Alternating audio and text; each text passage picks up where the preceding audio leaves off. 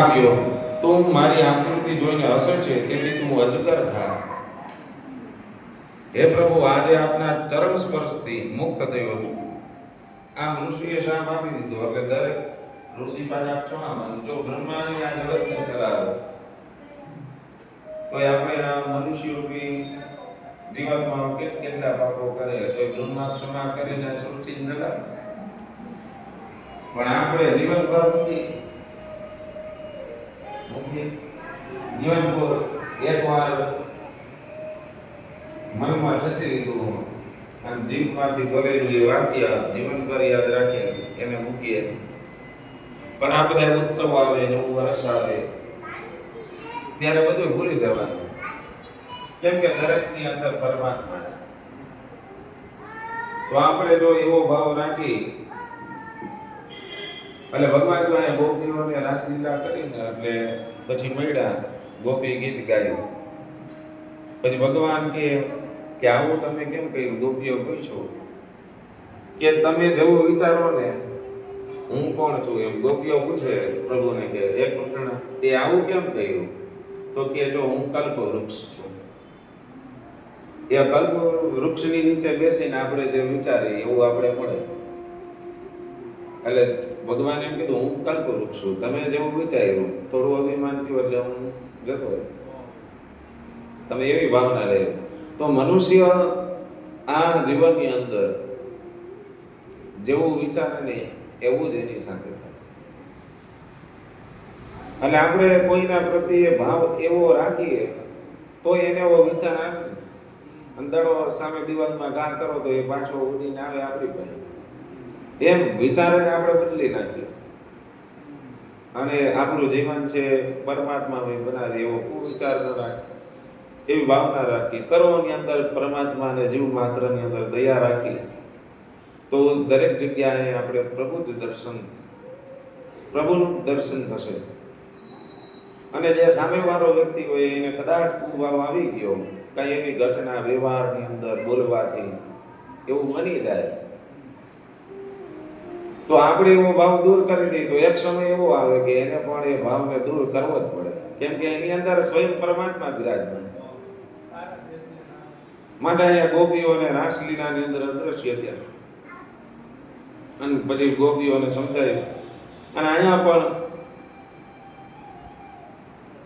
કદરૂપા ઋષિને જોઈને સુદર્શનાનો વિદ્યાધર એને શાપ આપ્યો, ક્ષમા માગે કે મારાથી આ ભૂલ થઈ, તમે જ્ઞાની હું મૂર્ખ. તો કે જ્યારે દ્વાપરની અંદર ભગવાન કૃષ્ણ તને ચરણ સ્પર્શ કરશે એટલે તારો ઉદ્ધાર થશે. આમ આજે આપના ચરણ સ્પર્શ થવાથી હું મુક્ત થયો છું, આપ મને રજા આપો. આમ કઈ વિદ્યાધર ભગવાનને પ્રણામ કરી સ્વર્ગમાં ગયો.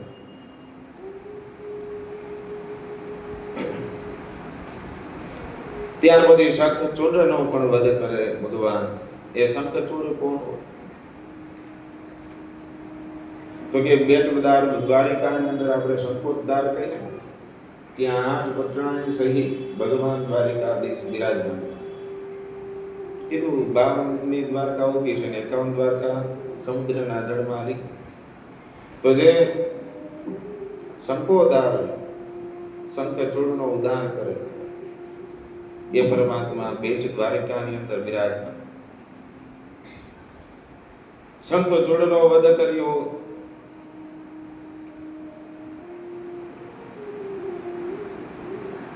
ગોપી ગીત ગાયું. એવી રીતના વીરાની અંદર ગોપીઓએ ગોપી ગીત ગાયું. રાસલીલા દ્વારા જીવ શિવની એકતા થઈ ચૂકી. વિયોગમાં પણ ગોપીઓ સંયોગનો અનુભવ કરે છે. શ્રી કૃષ્ણ પરમાત્મા જ્યારે વનમાં ગાયો ચરાવતા હોય, મીઠી વાંસળી વગાડતા હોય, ગોપીઓ પોતાના ઘરમાં કામ કરતી હોય, એ કૃષ્ણ મુરલીને સાંભળી સુર મેળવીને ગોપીઓને ત્યાં જવાનું મન થાય. આ શ્યામ સુંદર નટનાગરને જ્યારે પોતાના ડાબા ખંભા ઉપર હાથ રાખી અને એના વાંસળીના સૂરની અંદર મગ્ન થાય ત્યારે ગોપીઓને શાંતિ થાય, પોતાના હૃદયની અંદર એક પરમાત્માને બિરાજમાન કરે માટે યુગલ ગીત બતાવ્યું.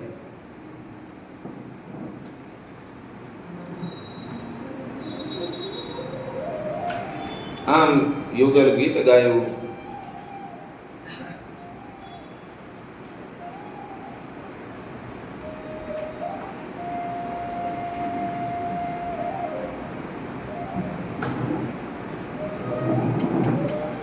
એકવાર અરિષ્ટ નામનો અસુર બળદનું રૂપ લઈને વ્રજમાં આવ્યો.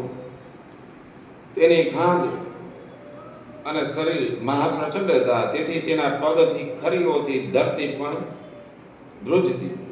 તેની ભીષણ ગર્જનાથી ગાયો અને સ્ત્રીઓના ગર્ભ તે જ સમયે સ્રવી જતા. તીક્ષ્ણ શિંગડાવાળા બળદને જોઈ ગાયો અને ગોવાળીઓ ભયભીત થઈ ગોકુળ છોડીને નાસવા લાગ્યા. ત્યારે શ્રી કૃષ્ણને તેમને ધીરજ આપી પોતે તે બળદ પાસે ગયા. તેમણે અસુરને ઓળખી લઈ તાળીના અવાજથી કોપાવ્યો, ક્રોધાયમાન કહ્યું, મારી સામે આવો. ગોકુળ તરફ જવા દેતા. શ્રી કૃષ્ણ સામે ધસ્યો કે ભગવાને તેના બંને શિંગડા પકડી જમીન ઉપર પછાડ્યો. તે આંકવા લાગ્યો, છતાં ફરીથી ઉઠી ભગવાન સામે ધસ્યું કે શ્રી કૃષ્ણે ફરીથી તેના શિંગડા પકડી પૃથ્વી પર પછાડી, પગથી દબાવીને મીના કપડા કેમ પછાડીને ધોવી એમ આને પછાડ્યો. તેના શિંગડા પકડી ઉખાડી નાખ્યા અને તેના વડે તેને મારી નાખ્યો. હવે ભગવાને વિચાર્યું કે બધા અનિષ્ટોના મૂળસમાં કંસનો સમય આવી ગયો. એટલે તેમણે નારદજીને પ્રેરણા કરતા નારદજી કંસ રાજાને ઘેર ગયા. આવ્યા મથુરા. રાજા કંસે દેવર્ષિ નારદજીનું સ્વાગત કર્યું. વધારો દેવર્ષિ. નારદજીએ કહ્યું, રાજન, કેમ છો? આપની કૃપાથી કુશળ છું. અરે શું કુશળ? તારે માંથી તો મોત છે, મૃત્યુ છે, આટા મારે, એમાં શું કુશળ છો? કંસ, મેં તને ચેતવ્યો હતો, પણ તું સાવધાન થયો નહીં. તારો કાળ સલામત સ્થળે છટકીને ચાલ્યો ગયો. મોટો થઈને 11 વર્ષનો થયો. હવે સાવધાન થા. નારદજીને વિચાર થયો, કંસે છેલ્લા 12 વર્ષથી ભગવાનનું ચિંતન કરે. કોઈ સાધના છે, જો 12 વર્ષ કરવામાં આવે એટલે એનું ફળ મળે. 11 વર્ષના કૃષ્ણ થયા અને કૃષ્ણ જન્મ્યા એ પહેલા 1 વર્ષ કંસ કૃષ્ણનું ચિંતન કરતો હતો. હવે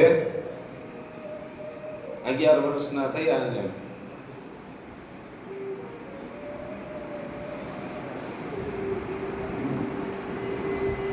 કૃષ્ણ આવે એની રાહ જોઈ.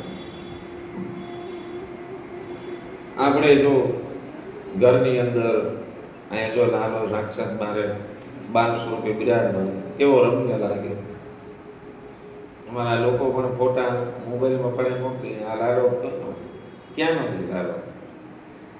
તો આવી જો આવું ભગવાનની બાળ સ્વરૂપની મૂર્તિ હોય, આપણા સનાતન ધર્મની અંદર 5 દેવતાઓની મુખ્ય પૂજા કરવાનું કીધું, તો એ મૂર્તિઓ આપણા ઘરની અંદર 5 હોવી જોઈએ. ગણપતિની, માતાજીની, લક્ષ્મીનારાયણ, સૂર્યની અને શિવની. આ 5 મૂર્તિઓ હોય, નાની હોય મોટી હોય. પણ ધર્મશાસ્ત્ર એવું કહે કે જ્યારે 12 વર્ષ થઈ જાય ને, એની અંદર પ્રતિષ્ઠા ન કરેલી હોય તો પણ દેવતા બિરાજમાન થઈ જાય. સાક્ષાત એ સ્વયં એની અંદર તે જ તત્વ પરમાત્મા એની અંદર આવે. એટલે અહીંયા કંસને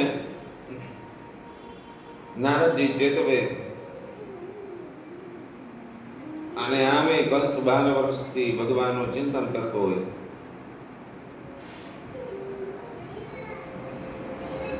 અગિયાર વર્ષના કૃષ્ણ થયા અને કૃષ્ણ જન્મ્યા એના પહેલા 1 વર્ષ, આમ 12 વર્ષ કુલ થયા. જે આવે 8મો, હવે જે આવે 8મો, એમ મારો કાળ એ આવ્યો એ ખરો અને 11 વર્ષનો પણ થઈ ગયો. એટલે કંસ 12 વર્ષથી સતત ચિંતન કરતો, હવે એનો ઉદ્ધાર થશે. નારદજીએ કહ્યું, કંસ યાદ છે યોગ માયાના વચન? હા મહારાજ, છેલ્લા 11 વર્ષથી હું સૂતો, મને નિંદર પણ નથી આવતી, પણ તું એને શોધે છે, એને શોધો કે મારા પ્રયાસ તો સતત ચાલુ જ છે, પણ હજી સુધી મળ્યો નથી. એમ થોડા ભગવાન પરમાત્મા, અને એમાં કઈ શત્રુ ભાવથી ભગવાનને ભજીએ તો એ કઈ ભગવાન થોડો આપણો ઉદ્ધાર કરી દઈએ. આ રાક્ષસોએ તપ કરેલું અને એ સતત ચિંતન કરતા શત્રુ ભાવથી, ત્યારે ભગવાનને એનો ઉદ્ધાર કર્યો.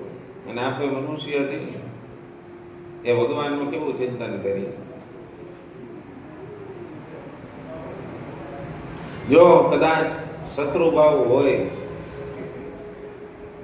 અને એના દ્વારા પણ જો આ રાક્ષસો છે, જય વિજયને શાપ મળ્યો, હિરણ્યાક્ષ, હિરણ્યકશિપુ, રાવણ, કુંભકર્ણ, શિશુપાલ, દંત, વક્ર, આંગળા, તો આ ત્રણ જીવન સુધી ત્રણ પરમાત્માને શત્રુ ભાવથી ભજે, પણ સતત ચિંતન. અને એટલે તો પૂજ્ય ડોંગરેજ મહારાજ એમ કે ભગવાનની પૂજાની અંદર અને ભગવાનની આ જે કંઈ પણ ક્રિયા થતી હોય તો એની અંદર તમે અંધશ્રદ્ધા એ પરમાત્માની અંદર રાખો. હવે આપણે જ્ઞાન હોય તો શત્રુતા તો ન રાખીએ, પણ અંધશ્રદ્ધા રાખવી તો એ પરમાત્માની અંદર રાખે, તો એ પરમાત્મા છે, એ શ્રદ્ધા સ્વરૂપ આપણે મળે છે.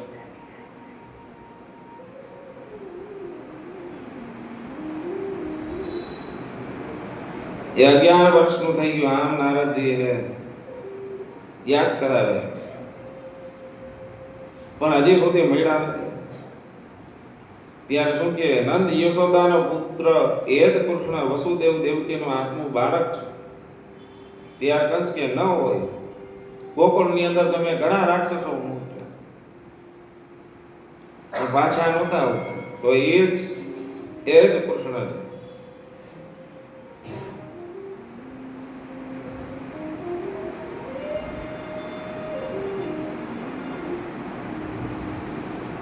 એ નંદ અને યશોદાની પુત્રી, તને ખબર નથી? નંદ અને વસુદેવ બંને સારા મિત્રો છે. નંદજીએ પોતાના મિત્ર ના દીકરાને બચાવવા માટે પોતાની દીકરીનો ભોગ આપ્યો. દેવર્ષિ, તમારી એ વાત માની લઉં કે નંદે પોતાની દીકરીનો ભોગ આપ્યો, પણ વસુદેવકી તો કારાગૃહમાં કેદ કર્યા હતા, મોટા તાળા લગાવેલા હતા, દ્વારપાળો ચોકી ભરતા હતા, તો વળી એ અદલા બદલી કેમ થાય? તો ભગવાન છે એને લીલાને જાણમાં લીલા કરવી તો બ્રહ્માને પણ જોયું, નારદજીને બોલાવી. તો કંસ, તું મહામૂર્ખ છે.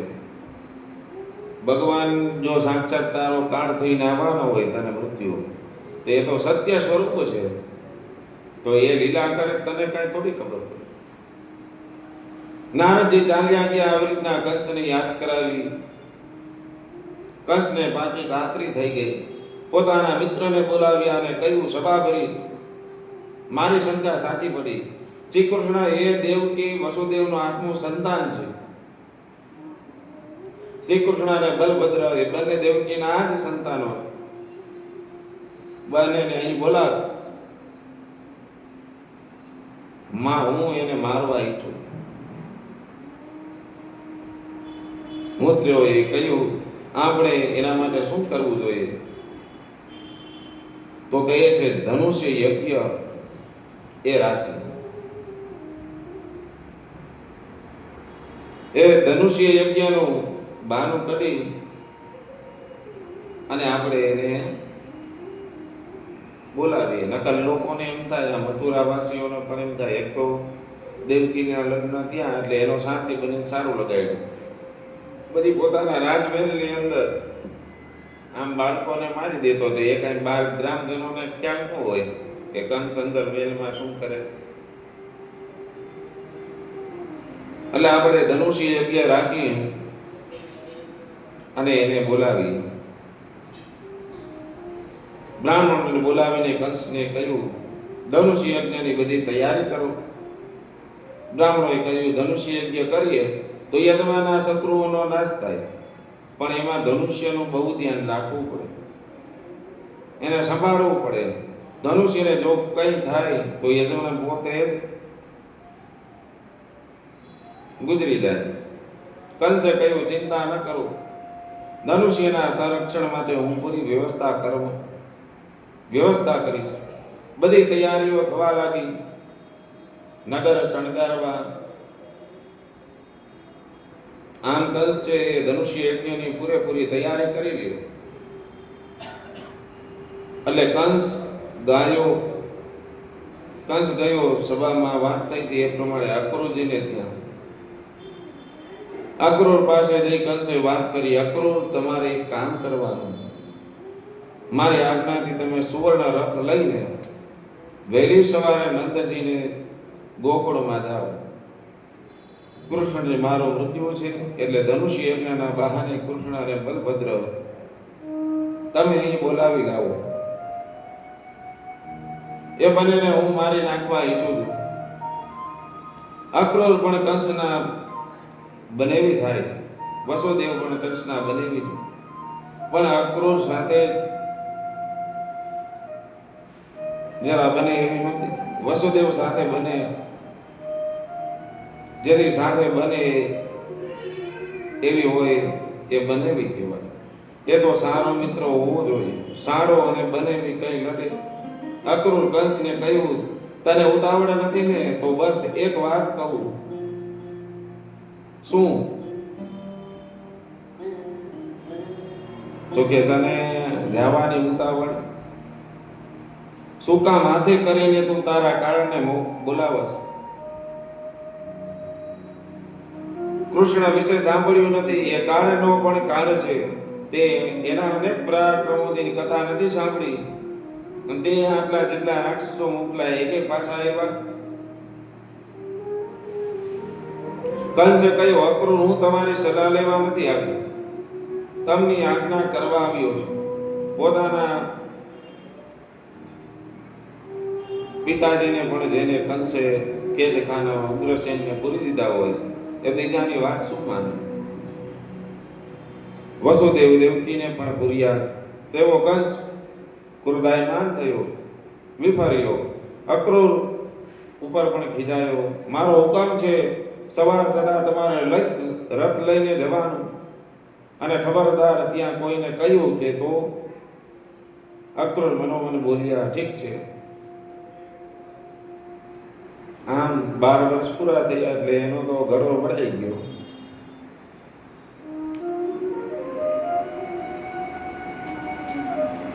કોઈને તને અટકાવી નહીં શકે, મને તો ભગવત દર્શન થશે એવું મનમાં વિચારી અક્રૂરજી કંસને કહ્યું ભલે સવાર થતા હું જઈશ અને એ બંનેને અહીં લઈ આવીશ. તે રાત્રે અક્રૂરને નિદ્રા ન આવી. બહુ ચિંતા હોય તો નિદ્રા ન આવે. અને આમે સંસારમાં જોઈએ કે ધન બધું ઘણું બધું હોય પણ પછી ગોળી ખાઈને ઊંઘ પડે. એટલે સંતોષી નર સદા સુખી. અને કાંઈક ચિંતા અને આ જગત જો બાળતું હોય શરીરને તો પણ નિદ્રા ન આવે. પણ જો પરમાત્માના વિરહની અંદર નિદ્રા ન આવે એ ગોપી આપણે શીખડાવે.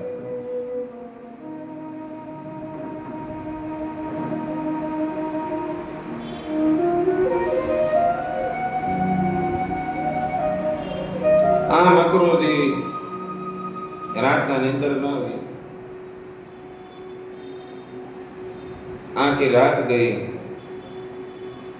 તો અહીં તો ભગવાનના દર્શન કરવા માટે એને નિંદર. અક્રૂરજીને નિંદર કેમ નથી આવતી?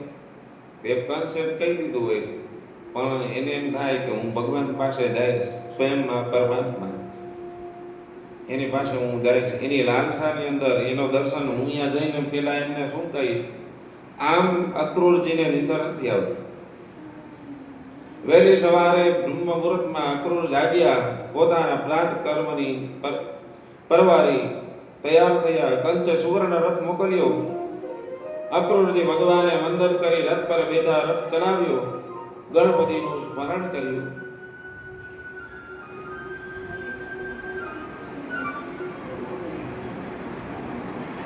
નારાયણનું સ્મરણ કર્યું. અક્રૂરજી ભગવત સ્મરણ કરીને નીકળ્યા, રથ ચલાવ્યો, મથુરાના રાજમાર્ગને વટાવી રથે ગોકુળનો કેદો લીધો. પણ રથ ગોકુળ પહોંચે પેલા મનોરથ ગોકુળે પહોંચ્યું. અક્રૂરજીનું મન ભગવાન પાસે ગોકુળ પહોંચી ગયું. કિમ મયા ચરિતમ ભદ્રમ કિમ તપ્તમ પરમં તપ કિમ તપ્તમ પરમં તપ.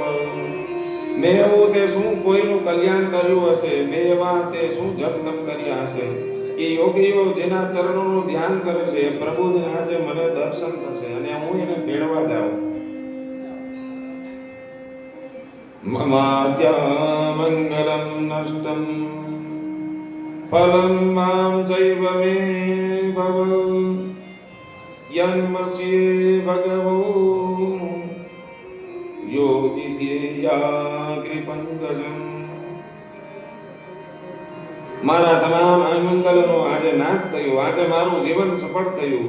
પરમાત્માની ચરણ પંકજના આજે હું સ્વયં દર્શન કરીશ અને વંદન કરીશ. એક તો માનવ જન્મ દુર્લભ છે અને મનુષ્ય જન્મ મળ્યા પછી પરમાત્મા દર્શન દુર્લભ છે. આજે મને પ્રભુના દર્શન થશે, મારો જન્મ સફળ થશે.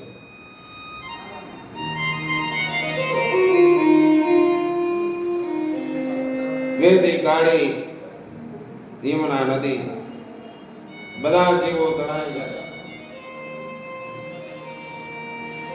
કોક આ નદીની અંદર કરી શકે. કાળરૂપી નદી. હું ભાગ્યશાળી છું.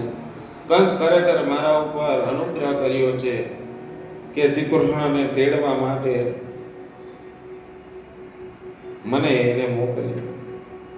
વળી વિચાર થયો, નહીં હું તો બહુ દુર્ભાગ્ય છું. ભગવાને લેવા જાઉં છું પણ કંસ તો ભગવાનને મારવાની ઈચ્છાથી મને અહીંયા તેડવા મોકલ્યો. એટલે હું તો ભગવાનને કાળના મુખમાં ધકેલું છું એવું વિચાર. હું તો દાસ છું, મારા માલિકની સામે ચાલીને મૃત્યુના મુખમાં ધકેલું છું. કંસ તો કૃષ્ણને મારી નાખવા ઈચ્છે એમાં હું કંસને સહાય કરું. કંસ ભલે ના પાડી પણ ત્યાં જઈને હું તો કૃષ્ણને બધી વાત કરી દઈ. હે પ્રભુ, કંસે આ પ્રમાણેની બધી તૈયારી કરી છે આપને મારવાની. વળી પાછો વિચાર બદલ્યો, નહીં હું સદભાગી છું. આમ મનોમન અક્રૂર ગોકુળની અંદર રથ ચલાવતા જતા હોય, મનોમન વિચાર કરતા હોય.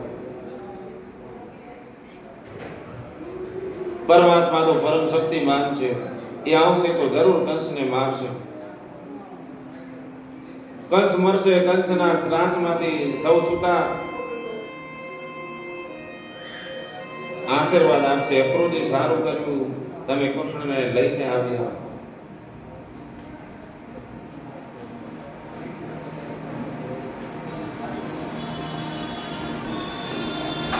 અક્રૂરજી વિચાર કરતા જાય, હું ત્યાં જઈશ ત્યારે કૃષ્ણ મને શું કહેશે. સંબંધીની વ્યવહારની દ્રષ્ટિએ, સંબંધની દ્રષ્ટિએ તો હું કૃષ્ણનો કાકા થાઉં. કૃષ્ણ મને કાકા કહીને બોલાવશે ત્યારે મને કેટલો આનંદ થશે. હું કૃષ્ણનો કાકા.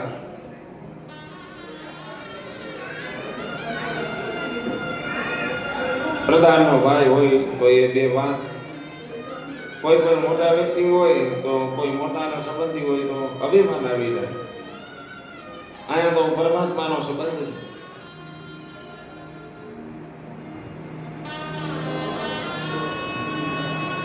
અક્રૂરજી ચિંતન કરતા જાય. રથના ઘોડાઓ ક્યારેક ઊભી રહી પણ અક્રૂરજીને ખ્યાલ ન રહ્યો. વળી અક્રૂરજીનું ધ્યાન જાય રથ ઊભો છે ત્યારે રથને વળી પાછો લાગે. રથ ચાલે ને અક્રૂરજી વળી પાછા વિચાર ચડે. આમ સવારના પૂરમાં મુદરાથી નીકળેલા અક્રૂરજીનો રથ સાયંકાળે ગોકુળ પહોંચ્યો.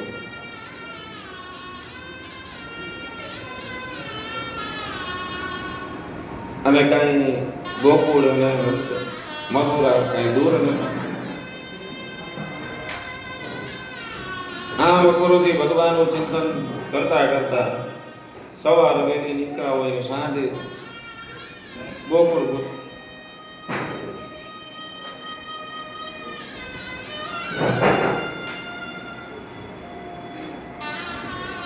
ચિંતામગ્ન જ રહી અને અક્રૂરજી પહોંચ્યા.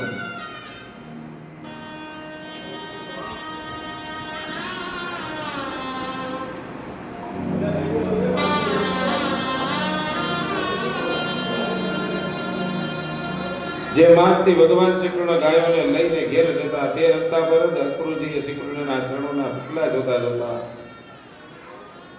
હૃદય એમનું પીગળી ગયું.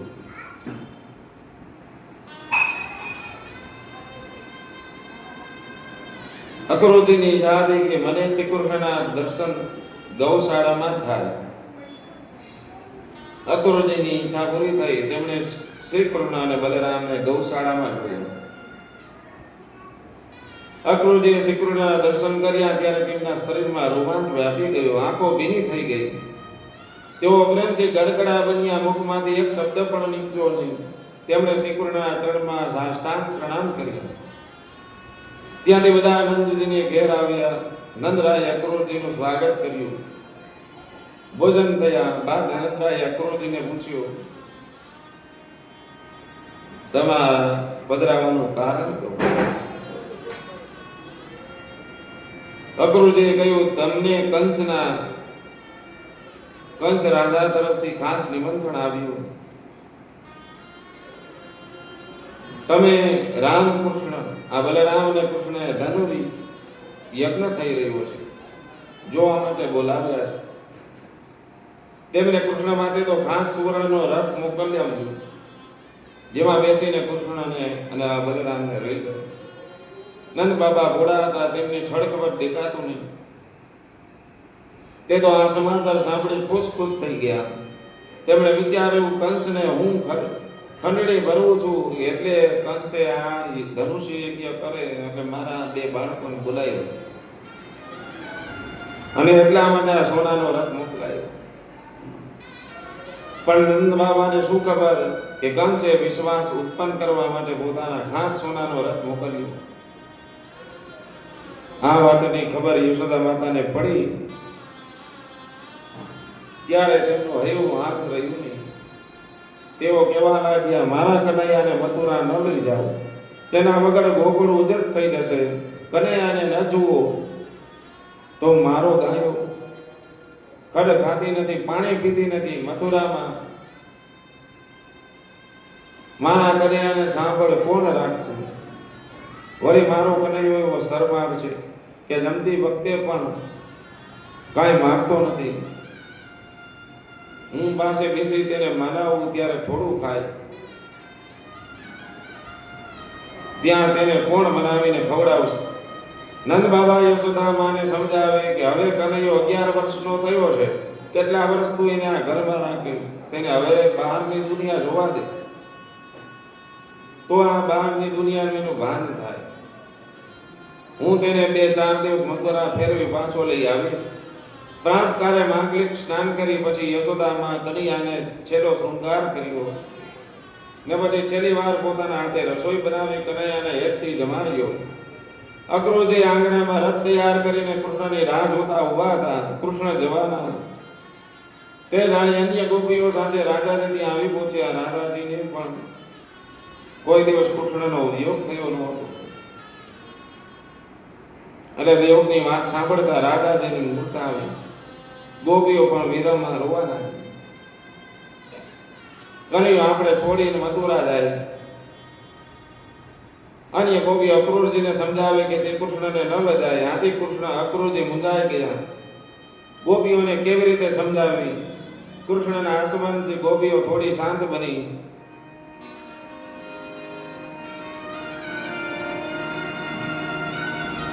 विकट दिश यमुना किनारो